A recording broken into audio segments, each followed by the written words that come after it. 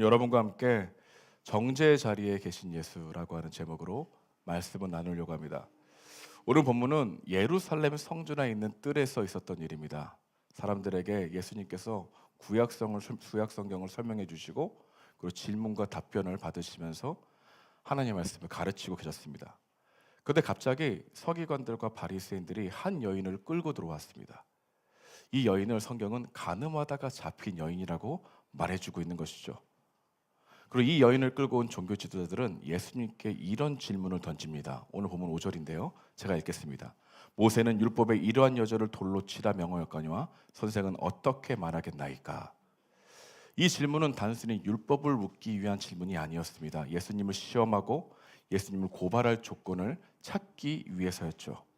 종교자들은 자신의 기득권을 예수님께 빼앗길 것 같은 두려움을 가지고 있었습니다. 그래서 어떻게 해서든 예수님을 끄집어내려고 하는 노력들이 있었던 것을 보게 되는 것이죠. 그 방법 중 하나가 대답하기 어려운 질문을 통해 함정을 파놓는 것이었습니다. 만약에 예수님이 간음한 여인에게 율법대로 돌로 치라 이렇게 말씀하신다면 로마법을 대적하는 사람을 만들 수 있게 되는 겁니다. 왜냐하면 로마의 통치 아래 유대인들이 있기 때문에 사형 집행 권한이 그들에게 없었습니다. 근데 그 빌미로 예수님을 고발하려고 하는 질문이 담겨져 있던 것이죠. 반대로 예수님이 돌로 치지 말라라고 말씀하시면 예수님은 모세의 율법을 무시하는 사람이 됩니다. 그래서 소문을 퍼뜨릴 수 있었죠. 어느 쪽을 선택해도 예수님을 공격할 수 있는 상황을 우리에게 보여주고 그 사람들이 만들었다는 것을 알게 되는 것이죠. 그래서 이 여인을 예수님 앞으로 데리고 나온 겁니다. 서기관들과 이 바리새인들에게 이 여인은 회복되어야 할 한 영혼이 아니었습니다. 그들에게 이 여인은 예수님을 시험하기 위한 도구에 불과했던 것이죠. 살려야 할 사람이 아니라 이용의 대상이었다는 겁니다. 이것이 바로 정죄하려는 마음을 보여주는 겁니다. 여러분, 정죄하는 사람들은요, 죄인을 회복시키려 하지 않습니다. 정죄하는 사람은 사람을 존재가 아닌 사건으로 만들어 버린다는 것을 우리에게 보여주고 있죠. 이렇게 오늘 본문 안에는 여인을 정죄하며 예수님을 시험하는 사람들이 있고 그 사람에게 끌려 나온 간음한 한 여인이 서 있습니다. 그리고 그들 사이에서 바라보고 계시는 예수님이 함께 등장한 것입니다. 오늘 저는 여러분들을 이 본문으로 모시고 가려고 합니다. 그래서 정죄의 자리에서 사람들이 무엇을 하고 있는지, 그리고 그 정죄의 자리에서 예수님은 어떤 말과 행동을 보이셨는지, 그리고 그 행동과 말씀은 우리에게 지금 어떠한 메시지를 주고 싶으신지 오늘 말씀을 통해서 여러분과 함께 이 말씀을 상고해 보고자 합니다. 바리새인들과 이 서기관들은 이 눈빛에 보게 되면 자신감이 넘쳐났습니다. 기세등등했습니다. 자신이 지혜롭고 똑똑한 것처럼 경건하고 의로운 사람인 것처럼 행동하며 성전의 뜰로 나온 것이죠. 그리고 그들은 부끄러워하면서 떨고 있는 한 여인을 많은 사람들 앞에 세웠다는 겁니다. 우리 3절인데요. 우리 함께 읽어보도록 하겠습니다. 시작. 서기관들과 바리새인들이 음행 중에 잡힌 여자를 끌고 와서 가운데 세우고, 여러분 눈에 들어오는 단어가 있어요. 여인을 어디에 세웠습니까? 한가운데 세웠다. 이렇게 말씀하고 있는 겁니다. 여러분, 이것이 정죄의 무서움입니다. 간음한 여인이 성전의 뜰 한가운데 세워지자 갑자기 그곳이 조용해졌어요. 모든 시선이 그 여인에게로 쏠렸습니다. 여인은 고개를 들 수 없었죠. 몸은 그 자리에 서 있지만 마음은 이미 주저앉은 상태였습니다. 아마 이 여인은 자신의 발끝만 보고 있는지도 모르겠습니다. 누가 나를 보고 있는지, 누가 수군대고 있는지, 누가 정죄의 눈빛을 하고 있는지 굳이 고개를 들지 않아도 느낄 수 있었던 것이죠. 변명도 없습니다. 도망도 불가능합니다. 숨을 곳도 없어요. 그 여인은 지금 사람들 한가운데 세워졌다. 아무 생각할 수 없을 만큼 수치와 두려움과 공포심에 사로잡힌 여인이 한가운데 있다. 이것을 우리에게 말해주고 있는 것입니다. 무엇보다도 이 여인은 이제 사람들이 자기를 사람으로 보지 않는다는 것을 느꼈을 것입니다. 누군가의 딸로, 누군가의 친구로, 한 영혼으로 보는 것이 아니라 하나의 사건으로, 하나의 문제처럼, 하나의 증거물처럼 보고 있는 그 모습을 보면서 사람들은 속으로 혀를 찼죠. 어떤 사람들은 그 여인의 무너짐을 보면서 자기의 오름을 더 굳게 붙드는 모습이 있는지도 모르겠습니다. 우리도 이 장면을 보면서 마음이 편하지만은 않습니다. 왜냐하면 사람을 정죄하고 판단하는 마음이 우리에게 완전히 낯선 이야기만은 아니기 때문입니다. 물론 우리는 누군가를 성전뜰 한가운데 세워놓고 돌을 들고 서 있지는 않습니다. 누군가를 공개적으로 끌어내는 이 정죄하는 일도 우리에게는 낯설게 느껴진단 말입니다. 그러나 사람을 바라보는 우리의 마음속에는 비슷한 일이 일어날 때가 많다는 겁니다. 누군가의 실수를 들을 때, 누군가의 실패를 알게 될 때, 누군가의 약점이 드러날 때 우리는 겉으로 돌을 들진 않지만 마음속으로 조용히 판단하고 정죄하는 모습이 있다는 것이죠. 그리고 언제나 우리의 대화 속에 마음에 들지 않는 사람을 대화의 그 주제의 한가운데 세우는 일은 여러분의 삶께도 익숙할 것이라 생각됩니다. 처음에는 걱정되는 상황을 이야기합니다. 그러나 이야기가 이어지다 보면 어느 순간 그것이 걱정이 아니라 판단과 비판의 이야기가 되는 현실. 여러분, 우리가 모두 여기에 마주하고 있지 않습니까? 누군가의 상처가 어느 순간 구경거리가 되고 누군가의 실패가 어느새 대화의 주제가 됩니다. 그리고 그 이야기할 때는 느끼지 못했지만 나는 저 정도는 아니야 라는 생각이 문득문득 떠오르게 되는 것이죠. 이런 일은 어디서나 일어납니다. 부부 사이든 교회든 직장이든 친구와의 관계든 상관없습니다. 그리고 솔직하게 우리의 비판과 정죄는 틀린 이야기가 별로 없습니다. 대부분 맞는 이야기라는 것입니다.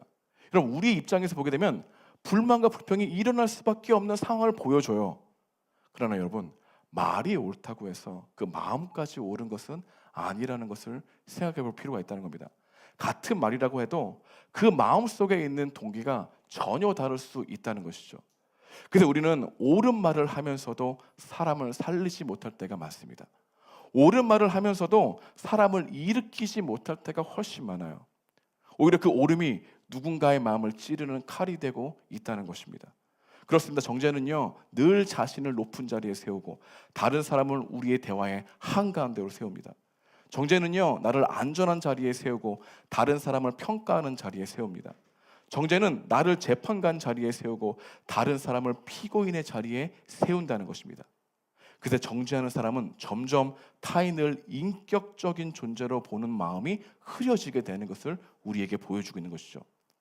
그리고 이러한 정죄의 마음은 한 사람의 마음에만 머물지 않습니다. 어느 순간 이 조직의 분위기, 사회의 분위기, 문화가 되는 것을 알게 됩니다. 그래서 서로 사람들이 평가하고 판단하고 서로 쉽게 이 합리화하는 일들이 이 가운데 나타나게 되는 것을 알게 됩니다. 여러분, 이런 분위기가 만들어지면요, 점점 우리는 솔직해질 수가 없습니다. 편하게 행동할 수가 없어요. 늘 사람을 의식합니다. 왜냐하면 이러한 사회적 분위기에서는 자기도 모르게 판단과 비판과 정죄를 받을 수 있다는 두려움이 항상 생기기 때문입니다. 그래서 사람들의 마음속에는요, 늘 두 가지 마음이 함께 자랍니다. 판단받고 싶지 않은 마음, 인정받고 싶어하는 마음. 여러분, 이 사실은요, 동전의 두 양면같이 함께 간다는 겁니다. 인정받고 싶어하는 마음 뒤에는 판단받고 싶어하지 않는 마음이 숨어 있습니다. 여러분, 칭찬받고 싶어하는 마음에는요, 비판받는 것에 대한 두려움이 함께 있다는 겁니다. 그래서 사람은 인정받기 위해 애쓰지만 그 애씀 속에는 언제나 두려움이 함께 있는 것입니다. 사람들이 나를 다르게 보면 어떡하지?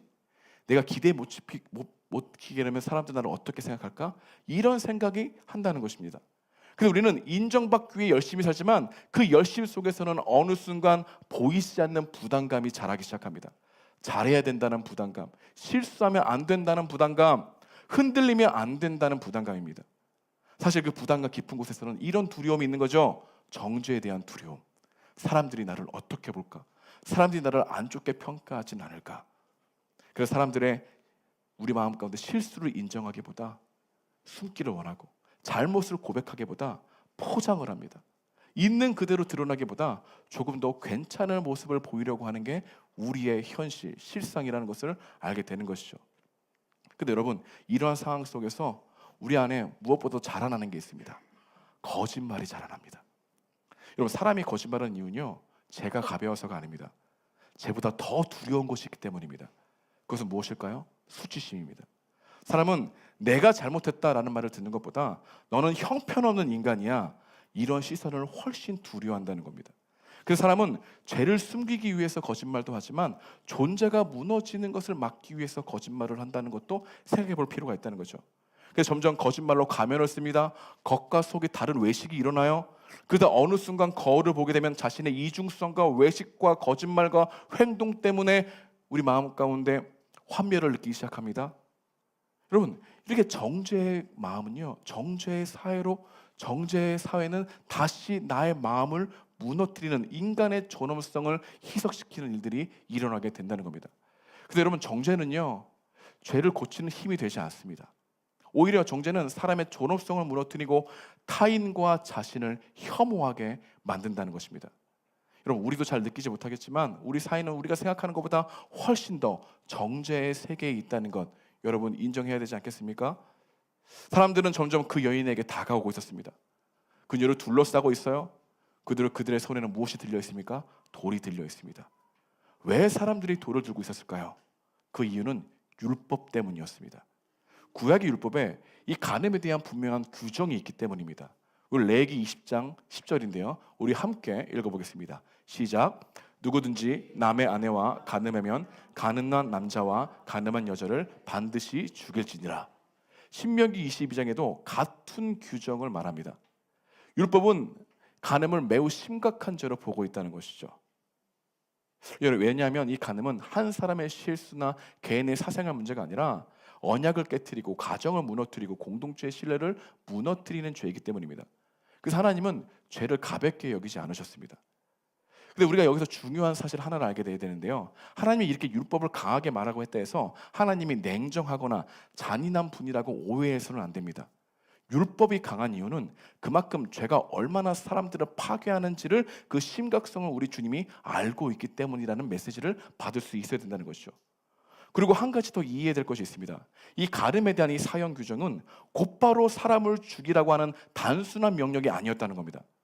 율법은 반드시 공정한 재판과 책임 있는 증인을 요구했다는 거죠. 생명을 다루는 판단은 결코 가볍게 내리지 않았다는 걸 인정해야 된다는 겁니다. 그래서 신명기 17장에 보게 되면 사람을 사형에 처하기 위해서는 반드시 두세 사람의 증인이 필요했습니다. 그런데 더 중요한 규정 하나가 있어요. 증인이 먼저 돌을 들어야 했습니다. 근데 이것은 단순한 절차가 아니에요. 이 규정은 굉장히 큰 의미를 담고 있습니다. 신명기 17장 7절에 보게 되면 그를 죽이기에 증인이 먼저 그에게 손을 대고 그 후에 뭇 백성이 손을 대라. 여러분, 왜 하나님은 이런 규정을 주셨을까요? 그 이유는 이것입니다. 누군가를 죽음에 이르게 하는 판단은 가볍게 내려져서는 안 된다. 증인이 먼저 돌을 던져야 한다는 것은 내가 먼저 시작해, 이 뜻이 아닙니다. 여러분, 어떤 뜻을 가지고 있을까요? 내가 지금 하고 있는 이 판단을 정말 하나님 앞에서 책임질 수 있어? 내가 지금 이 사람을 죽음으로 몰아가는 이 결정 앞에서 너는 정말 공의라고 확신해? 내가 지금 분노로 이루고 있는 것은 아니야? 하나님 앞에서 두려움으로 판단하고 있는 거야? 이 질문이 돌을 던지는 그 규정 가운데 담겨 있었다는 것입니다. 그래서 여러분, 이 증인은요, 단순히 정보를 제공하는 사람이 아니었습니다. 증인은 하나님 앞에서 책임을 지는 사람이었어요. 그래서 거짓 증인은 매우 엄격하게 처벌되었습니다. 신명기 19장에 보게 되면 거짓 증인은 그가 남에게 하려고 했던 이 형벌에 대한 그 대가를 자신이 직접 똑같이 받기로 되어 있습니다. 이 말은 무슨 말입니까?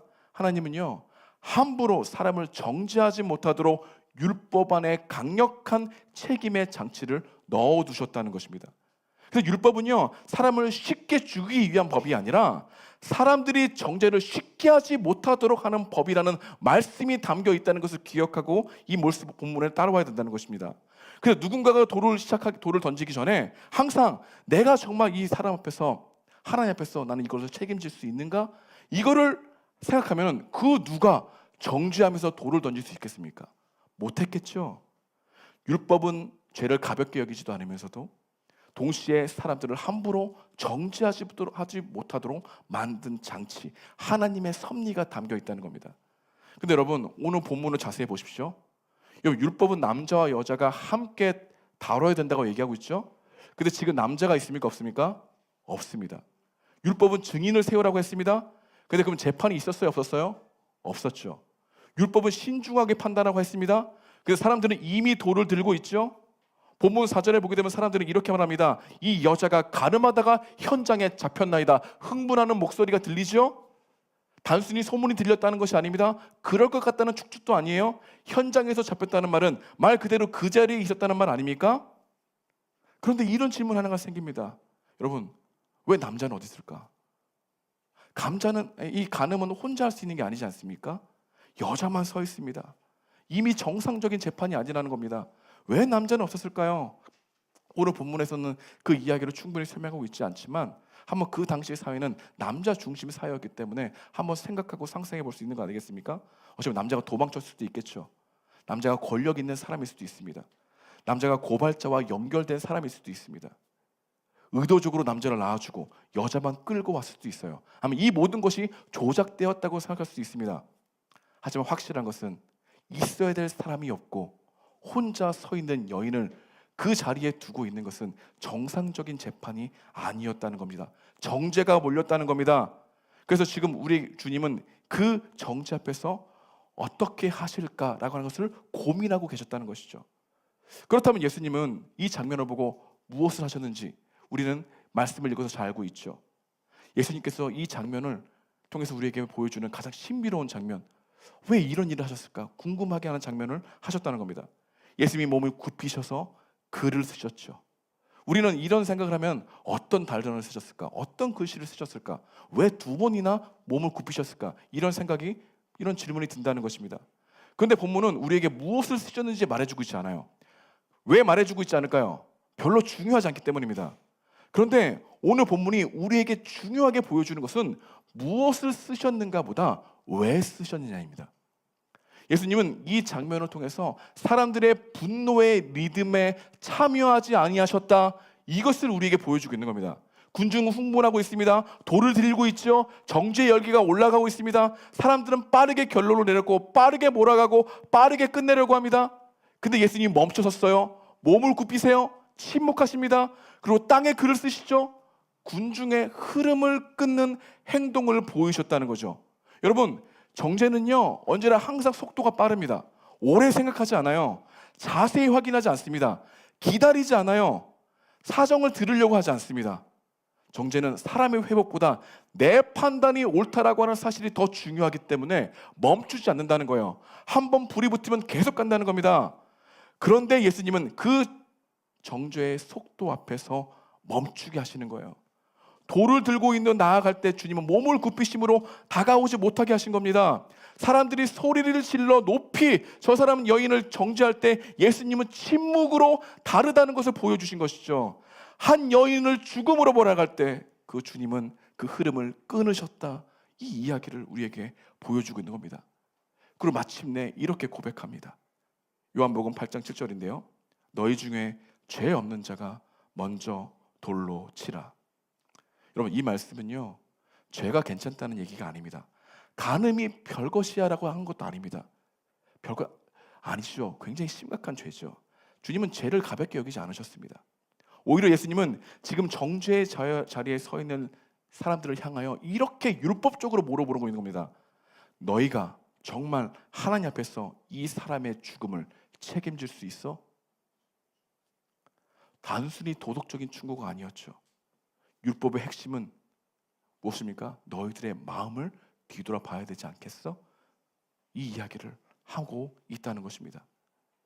여러분, 한 사람의 죽음을 책임진다는 거 쉬운 겁니까? 쉽지 않죠.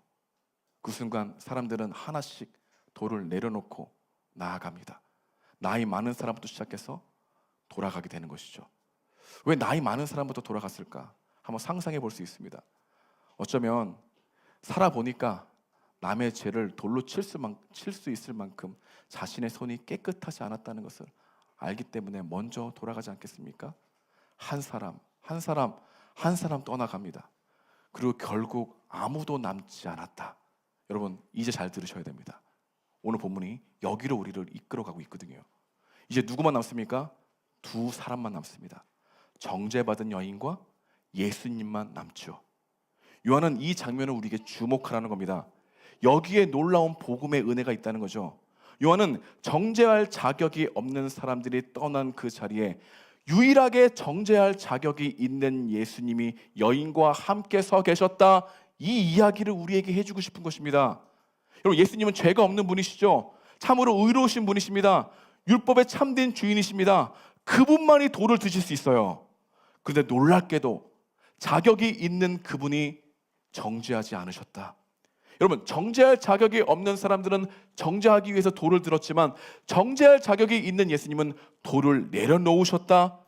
그리고 예수님은 여인에게 이렇게 말씀하시는 겁니다. 나도 너를 정죄하지 아니하노니 다시는 죄를 범하지 말라. 여러분, 왜 예수님은 이 여인을 정죄하지 않으셨을까요?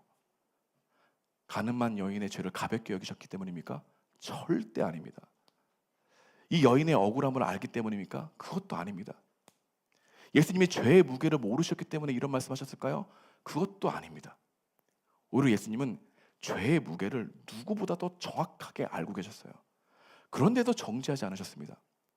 그렇다면 죄를 눈감아 주겠다는 겁니까? 아닙니다. 괜찮다, 이제 아무렇게나 살아도 돼, 이렇게 말씀하시는 거예요? 그것도 더더욱 아닙니다. 예수님은 나도 너를 정죄하지 아니하노라, 이 말씀을 하실 때 자신이 십자가에서 정죄당하실 모습을 생각했다는 겁니다. 예수님이 나도 너를 정죄하지 아니한다라고 말씀하신 이유는 결국 예수님이 그 여인의 정죄를 짊어지고 가실 것이라는 것을 마음 가운데 새겼기 때문입니다. 가늠한 여인에게 떨어져야 할 이 정죄, 우리에게 떨어져야 될 심판, 우리가 들어야 할 유죄 선언, 우리가 져야 할 수치와 이 버려짐을 예수님께서 십자가에서 대신 짊어지겠다라고 하는 마음의 다짐 없이는 절대로 나도 너를 정죄하지 아니하노라, 이런 말씀을 하실 수 있는 하나님의 속성이 아니라는 것이죠. 사람들은 여인을 한가운데 세워놓고 돌을 던지려고 합니다. 그러나 복음은 망합니다. 마침내 예수님께서 우리를 대신하여 수치의 한가운데, 그 십자가의 한가운데 서셨다. 오늘 본문이 우리에게 비춰주고 있는 복음의 메시지라는 겁니다. 예수님은 우리의 죄를 자신의 몸에 짊어지시고 십자가로 나아가셨다는 이 메시지를 오늘 본문을 통해서 들을 수 있어야만 우리도 돌을 내려놓고 주님 앞에 나아갈 수 있다는 것입니다. 정죄할 수 있는 유일한 분이 우리를 정죄하지 않으셨다. 아니, 더 정확하게 말하면 우리를 정죄하지 않기 위해서 우리 대신 정죄를 받으셨다. 이것이 오늘 본문이 우리에게 말해주고 싶은 메시지라는 겁니다.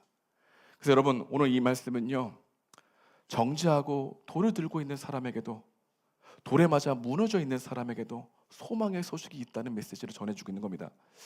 이 설교를 듣고 있는 어떤 분들은 누군가의 들은 말 한마디 때문에 오랫동안 무너져 내린 그런 경험이 있는 분들이 있는지도 모르겠습니다. 사람은 이미 잊었는데 내 안에는 아직 끝나지 않는 그 말의 상처로 계속해서 트라우마가 있는 사람도 있을 것입니다. 어떤 분들은 겉으로 괜찮아 보이지만 속으로는 늘 자기 자신을 향해서 돌을 던지며 살아가는 사람들 또한 있을 것입니다. 나는 안 변해, 나는 부족해, 나는 실패한 사람이야, 나는 위선자야, 끊임없이 나를 고소하는 소리에 위축되어 무너져 버린 사람들도 있을 것입니다. 근데 오늘 예수님이 그 정죄의 자리 한복판에서 소리치며 외치십니다. 나도 너를 정죄하지 아니하니 내게로 오라고 말이죠. 이 말씀을 들을 수 있는 마음의 여유가 있으십니까? 여러분, 이 말씀은요, 죄를 가볍게 여기는 말씀이 아닙니다. 이 말씀은 우리의 죄가 나를 더 이상 비참하게 만들지 못한다는 기쁜 소식인 거죠. 너희의 수치가 너희 이름이 되지 않겠다는 주님의 다짐이었다는 겁니다. 그러므로 이제 우리도 돌을 내려놓을 수 있습니다. 다른 사람을 향해 가지고 있던 돌, 자신을 향해 가지고 있던 돌을 내려놓을 수 있어요. 예수님이 정죄하지 않는 사람을 내가 계속 정죄할 수 없다는 것을 알고 있기 때문입니다. 예수님이 살리려고 하는 사람을 내가 계속 무너뜨릴 수 없다는 걸 알기 때문이죠. 주님이 우리를 일으켜 세우실 수 있습니다. 우리의 죄를 용서하실 수 있습니다. 그리고 예수님께서 이렇게 말씀하신 거죠. 정죄에 손을 놓고 나에게로 와라. 더 큰 은혜를 경험하게 될 것이다. 정죄가 아닌 사람을 살리는 말로의 변화가 너에게도 있을 것이다. 이 말씀을 우리에게 하고 있다는 겁니다. 수치보다 더 깊은 사랑을 경험함으로 죄를 균형 있게 바라보고 이게 되는 마음이 생겨날 것이다. 그 다른 사람의 죄를 보며 끙끙 앓면서 그 사람이 주님께로 나아가길 원하는, 변화되길 원하는 마음의 순전함이 너희에게 생겨날 것이다. 이렇게 우리에게 초청하고 있다는 것이죠. 여러분, 예수님께로 나오십시오. 여러분을 다른 사람을 정죄하는 사람이 아니라 살리는 사람으로 살게 하실 줄 믿습니다. 우리를 사랑하시되 끝까지 사랑하시고 다시 일으켜 은혜의 자리로 이끄시는 그 예수님, 정죄의 자리에서 자신의 죽음으로 말미암아 우리가 받아야 될 정죄를 대신 받기로 작정하신 예수님, 이 예수님이 여러분에게 참된 복음이십니까? 그 예수님이 여러분의 삶을 살리고 있는 복음이십니까? 예수님께로 나오십시오. 여러분을 정죄하지 아니하시고 새로운 삶으로 초대하시는 그 능력이 여러분에게 분명히 새기될 줄 믿습니다. 오늘 기도하시겠습니다.